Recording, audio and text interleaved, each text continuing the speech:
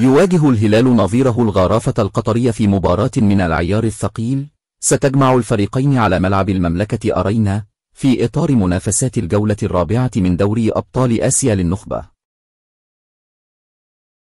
يدخل الهلال المباراة وهو متصدر ترتيب دوري أبطال آسيا برصيد 9 نقاط بالعلامة الكاملة حققهما خلال الفوز في أول 3 مباريات وعدم التعثر بأي مواجهة. استعاد الهلال 3 لاعبين قبل مواجهة الغراف بعد تعافيهم من الإصابة، وهما نونيز وسافيتش وكانسيلو، ما يمثل دفعة قوية للمدرب إنزاجي قبل المواجهة.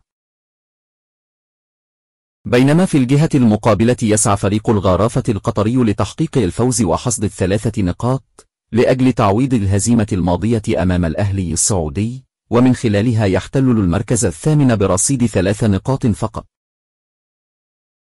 موعد مباراة الهلال والغرافة القطري القادمة.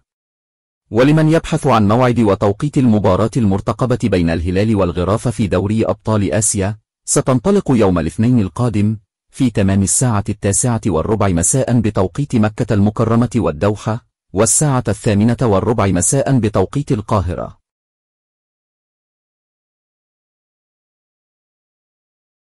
القنوات الناقلة لمباراة الهلال والغرافة في آسيا. ستذاع مباراة الهلال والغرافة في دوري أبطال آسيا للنخبة عبر قناة بين سبورتس 1 بتعليق حسن العدروس، كما يمكنك مشاهدتها على قناة الكأس القطري بتعليق أحمد الطيب. لحصولهم على حقوق نقل مباريات البطولة القارية، لا تنسى الاشتراك في القناة وتفعيل زر الجرس ليصلك كل جديد.